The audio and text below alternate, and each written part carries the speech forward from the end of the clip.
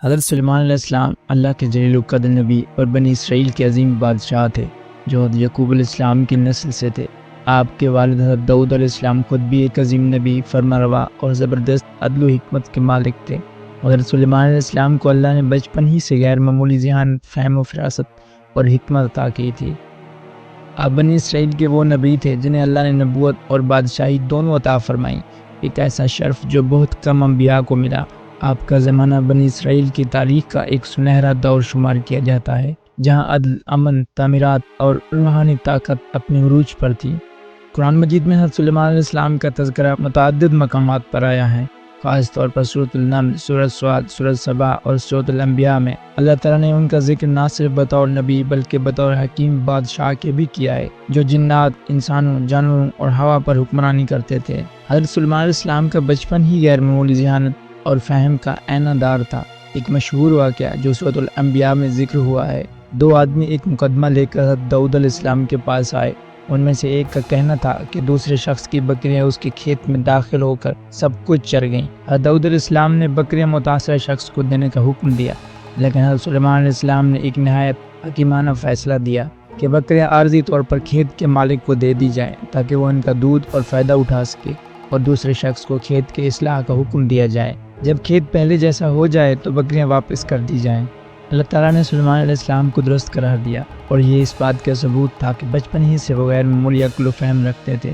حضرت داؤد علیہ السلام کی وفات ہوئی تو اللہ تعالیٰ نے حضرت سلیمان علیہ السلام کو ان کی جگہ خلافت اور بادشاہی عطا فرمائی، لیکن یہ صرف دنیاوی بادشاہت نہیں تھی بلکہ ایک نبوت پر مبنی حکمرانی تھی جس میں آسمانی رہنمائی، وحی اور معجزات شامل تھے۔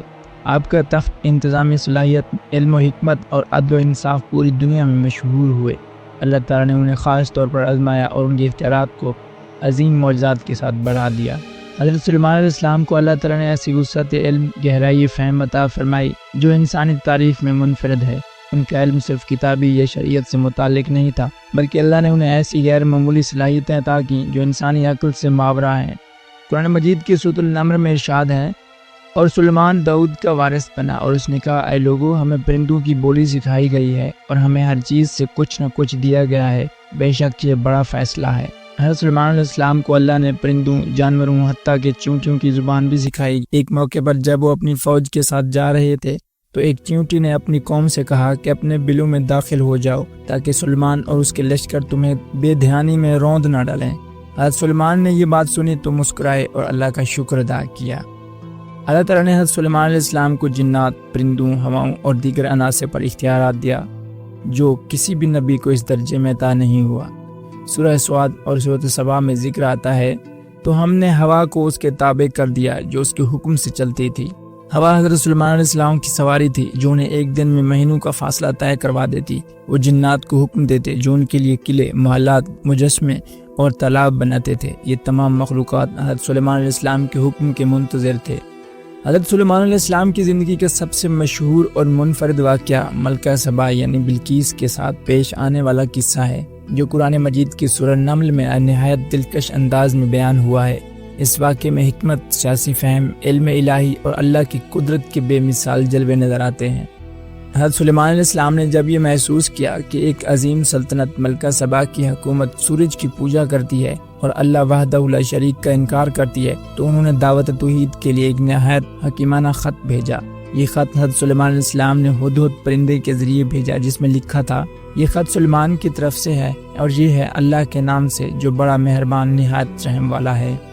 یہ قرآن میں پہلا موقع ہے جہاں بسم اللہ الرحمن الرحیم آیات کی شکل میں آتا ہے۔ سلیمان نے نہ تلوار کی دھمکی دی، نہ غلبے کا اعلان کیا، بلکہ نہایت نرمی، حکمت اور عزت سے خط لکھا تھا تاکہ بلقیس کو سمجھ آ جائے کہ یہ بادشاہ نہیں بلکہ اللہ کا نبی ہے۔ یہ پورا واقعہ ہدہد کے ذریعے شروع ہوا۔ حضرت سلیمان علیہ السلام کی فوج میں ہدہد ایک اہم پرندہ تھا جو خبر رسانی کا کام کرتا تھا۔ ایک دن جب سلیمان علیہ السلام نے تمام لشکر کا جائزہ لیا تو ہدہد غائب تھا۔ انہوں نے ناراضی سے فرمایا کہ اگر اس کے پاس کوئی معقول وجہ نہ ہوئی تو وہ اسے سخت سزا دیں گے یا ذبح کر دیں گے۔ کچھ دیر بعد ہدہد واپس آیا اور نہایت ہوشیاری سے سبا کی قوم اور ان کی ملکہ کی خبر رسائی کی۔ وہ لوگ سورج کی عبادت کرتے ہیں اور ان کی ایک عظیم الشان سلطنت ہے۔ حضرت سلیمان علیہ السلام نے جب یہ ارادہ فرمایا کہ وہ ملکہ بلقیس کو اسلام کی دعوت دیں گے تو انہوں نے اس تخت کو آنے سے پہلے ہی دربار میں منگوانے کا ارادہ ظاہر کیا۔ سلیمان نے کہا اے درباریو تم میں کون ہے جو اس کا تخت میرے پاس لا دے اس سے پہلے کہ وہ میرے پاس فرما بردار ہو کر آئیں۔ اس وقت ایک جن نے کہا کہ وہ اسے آپ کے مقام سے اٹھنے سے پہلے لے آئے گا، لیکن پھر ایک دوسرا شخص یعنی وہ جس کے پاس کتاب کا علم تھا اس نے کہا میں آپ کو تخت آپ کی پلک جھپکنے سے پہلے لا کر دے سکتا ہوں، اور پلک جھپکتے ہی تخت سامنے موجود تھا۔ حضرت سلیمان علیہ السلام نے یہ دیکھا۔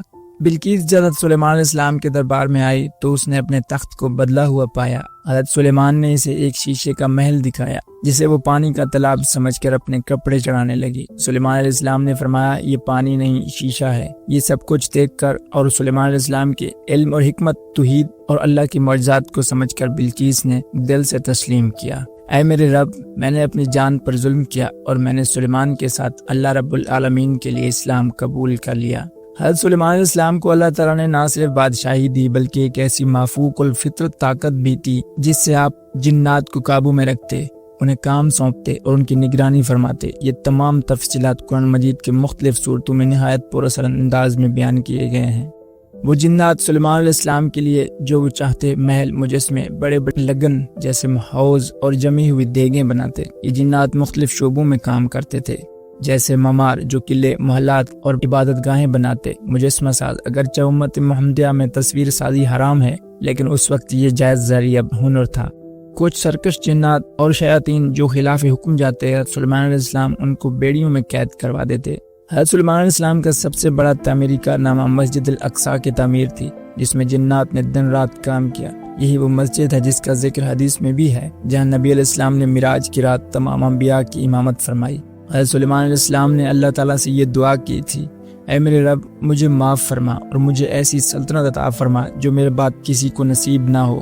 اللہ نے یہ دعا قبول فرمائی اور آپ کو ایسی طاقت دی گئی جو نہ کسی کو ملی نہ ملے گی۔